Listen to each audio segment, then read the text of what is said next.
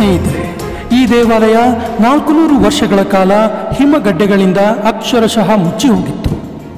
400 ವರ್ಷಗಳ ನಂತರ ಕಾಣಿಸಿಕೊಂಡಾಗ ಪೂರ್ವದ ರೀತಿಯಲ್ಲಿಯೇ ಕಿಂಚಿತ್ತೂ ಹಾನಿಯಾಗದೆ ಹಾಗೆಯೇ ನಿಂತಿತ್ತು. ಈ ದೇವಾಲಯದಲ್ಲಿ ಭಗವಾನ್ ಶಿವ 24 ಗಂಟೆಯೂ ನೆಲೆಸಿರುತ್ತಾರೆ ಎನ್ನಲಾಗುತ್ತೆ. ಈ ದೇವಾಲಯ ಮೋಕ್ಷದ ಮಹದಾರಿ ಎಂದು ಕರೆಯಲಾಗುತ್ತೆ. ದೇಶದ ಅತಿ ಉನ್ನತ ಸ್ಥಾನದಲ್ಲಿರುವ ಈ ದೇವಾಲಯವೇ ಕೇದಾರನಾಥ ದೇವಾಲಯ. ಇವತ್ತಿನ ವಿಡಿಯೋದಲ್ಲಿ ಕೇದಾರನಾಥ ದೇವಾಲಯದ ಹಿಂದಿನ ರೋಚಕ ಕಥೆ ಮತ್ತು ವಿಜ್ಞಾನಕ್ಕೆ ಸವಾಲಾದ ಅನೇಕ ರಹಸ್ಯಗಳ ಕುರಿತು ತಿಳಿದುಕೊಳ್ಳೋಣ. ಈ ಕೇದಾರನಾಥ ದೇವಾಲಯ ಇರುವುದು ಉತ್ತರಾಖಂಡ್ ರಾಜ್ಯದ ರುದ್ರಪ್ರಯಾಗ್ ಸಮೀಪದ ಮಂದಾಕಿನಿ ನದಿಯ ತೀರದಲ್ಲಿ. ಈ ದೇವಾಲಯವನ್ನು ಭಾರತದ ಪ್ರಾಚೀನ ದೇವಾಲಯಗಳಲ್ಲಿ ಒಂದು ಎಂದು ಕರೆಯಲಾಗುತ್ತೆ. ಕೇದಾರನಾಥ ದೇವಾಲಯದ ಬಗೆಗೆ ಸ್ಕಂದ ಪುರಾಣ, ವಾಯುಪುರಾಣ, ಕೇದಾರ ಕಲ್ಪ, ಕೇದಾರ ಖಂಡದಲ್ಲಿ ಸ್ಪಷ್ಟ ಮಾಹಿತಿ ದೊರೆಯುತ್ತದೆ. ಈ ನಿಗೂಢ ಮತ್ತು ಶಕ್ತಿಶಾಲಿ ದೇವಾಲಯದ ನಿರ್ಮಾಣದ ಕತೆ ನಮ್ಮನ್ನು ಮಹಾಭಾರತ ನಡೆದ ಕಾಲಕ್ಕೆ ಕರೆದೊಯ್ಯುತ್ತದೆ. ಕುರುಕ್ಷೇತ್ರ ಯುದ್ಧದ ನಂತರ ಪಾಂಡವರು ಕೌರವರನ್ನು ಸೋಲಿಸಿ ಹಸ್ತಿನಾಪುರದಲ್ಲಿ ರಾಜ್ಯಭಾರ ಮಾಡುತ್ತಿರುತ್ತಾರೆ. ಆದರೆ ಕುರುಕ್ಷೇತ್ರದ ಈ ಧರ್ಮಯುದ್ಧದಲ್ಲಿ ಪಾಂಡವರು ತಮ್ಮ ಸಹೋದರರನ್ನು, ಗುರುಗಳನ್ನು, ಸ್ವತಃ ಅಜ್ಜನನ್ನು ಕೂಡ ಸಾಯಿಸುವಂತಾಗತ್ತೆ. ಹೀಗಾಗಿ ಅವರ ಮನಃಶಾಂತಿ ಕದಡುತ್ತೆ ಮತ್ತು ಪಾಪಗಳ ಪರಿಹಾರಕ್ಕಾಗಿ ಅವರು ಪರಿತಪಿಸುವಂತಾಗತ್ತೆ. ಆಗ ಪಾಂಡವರು ಶ್ರೀಕೃಷ್ಣನ ಮೊರೆ ಹೋಗುತ್ತಾರೆ. ಆಗ ಶ್ರೀಕೃಷ್ಣ ಭಗವಾನ್ ಶಿವನ ದರ್ಶನ ಮಾಡಿ ಆತ ಮಾತ್ರ ನಿಮ್ಮ ಪಾಪ ಪರಿಹಾರ ಮಾಡಲು ಸಾಧ್ಯ ಎನ್ನುತ್ತಾರೆ. ಆಗ ಪಾಂಡವರು ತಮ್ಮ ರಾಜ್ಯವನ್ನು ಅಭಿಮನ್ಯುವಿನ ಮಗ ಪರೀಕ್ಷಿತನಿಗೆ ಒಪ್ಪಿಸಿ ತಮ್ಮ ಇಡೀ ರಾಜ್ಯದ ಜವಾಬ್ದಾರಿಯನ್ನು ಅವನಿಗೆ ನೀಡಿ ದ್ರೌಪದಿಯೊಂದಿಗೆ ಕಾಶಿಯಾತ್ರೆಗೆ ಹೊರಡುತ್ತಾರೆ. ಎಲ್ಲಿ ಹುಡುಕಿದರೂ ಎಲ್ಲಿ ಹೋದರೂ ಭಗವಾನ್ ಶಿವನ ದರ್ಶನವೇ ಆಗುವುದಿಲ್ಲ. ಹೀಗೆ ಸಾಗುತ್ತಾ ಪಾಂಡವರು ಉತ್ತರಾಖಂಡ್ನ ರುದ್ರಪ್ರಯಾಗವನ್ನು ಸಮೀಪಿಸುತ್ತಾರೆ. ಅಲ್ಲಿ ವಿಶಿಷ್ಟವಾದ ನಂದಿಯೊಂದು ಅವರಿಗೆ ಕಾಣಿಸಿಕೊಳ್ಳುತ್ತದೆ. ಇದನ್ನು ಭೀಮ ನೋಡುತ್ತಾನೆ ಮತ್ತು ಇದೊಂದು ದೈವಾಂಶ ಸಂಭೂತ ನಂದಿ ಎಂದೇ ಭಾವಿಸಿ ಅದನ್ನು ಹಿಡಿಯಲು ಮುಂದಾಗುತ್ತಾನೆ. ಆದರೆ ಈ ನಂದಿಯು ಭೂಮಿಯೊಳಗೆ ಮರೆಯಾಗುತ್ತಾ ಹೋಗುತ್ತದೆ. ಭೀಮ ಇನ್ನಿಲ್ಲದ ಕಷ್ಟಪಟ್ಟು ಅದರ ಗೊರಸನ್ನು ಮಾತ್ರ ಹಿಡಿದುಕೊಳ್ಳುತ್ತಾನೆ. ಆಗ ಭೂಮಿಯ ಮೇಲೆ ಅದರ ಗೊರಸು ಮಾತ್ರ ಉಳಿದುಕೊಳ್ಳುತ್ತದೆ. ಈ ನಂದಿ ಸ್ವತಃ ಭಗವಾನ್ ಶಿವನೇ ಆಗಿದ್ದರು ಮತ್ತು ಪಾಂಡವರ ಭಕ್ತಿಗೆ ಮೆಚ್ಚಿ ತಮ್ಮ ದಿವ್ಯ ರೂಪದ ದರ್ಶನವನ್ನು ಕೂಡ ನೀಡುತ್ತಾರೆ ಮತ್ತು ಪಾಂಡವರಿಗೆ ಪಾಪ ಪರಿಹಾರದ, ಮೋಕ್ಷದ ಮತ್ತು ಸ್ವರ್ಗದ ದಾರಿಯನ್ನು ಕೂಡ ತೋರಿಸುತ್ತಾರೆ.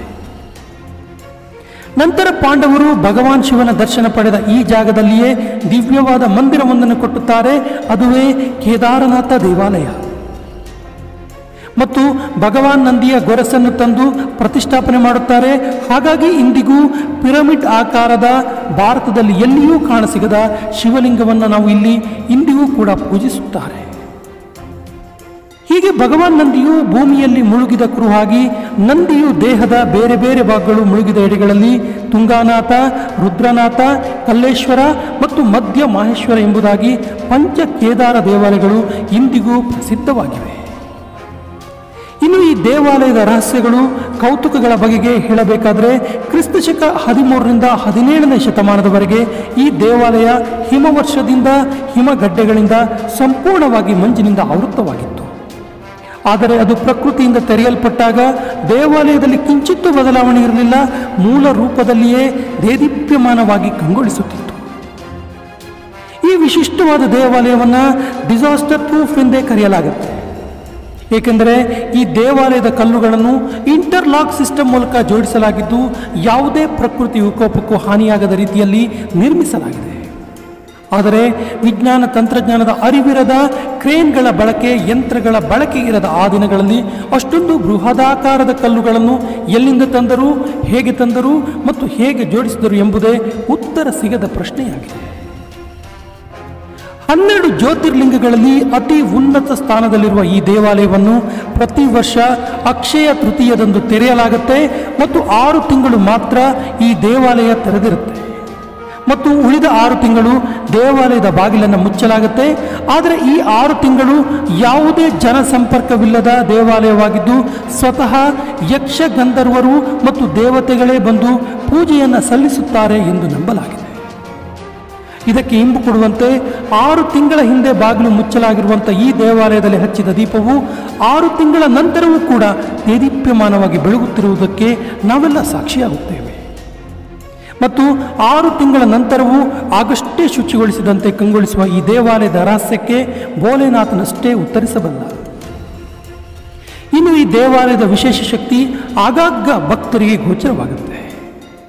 2013ರಲ್ಲಿ ಉತ್ತರಾಖಂಡ್ನಲ್ಲಿ ಭೀಕರ ಪ್ರವಾಹ ಬರುತ್ತೆ. ಮಂದಾಕಿನಿ ನದಿ ಅಕ್ಷರಶಃ ತುಂಬಿ ಹರಿಯುತ್ತಾಳೆ ಮತ್ತು ನೂರಾರು ಗುಡ್ಡಗಳು ಕುಸಿದು ಸಾವಿರಾರು ಮನೆಗಳು ಕೊಚ್ಚಿಕೊಂಡು ಹೋಗುತ್ತವೆ.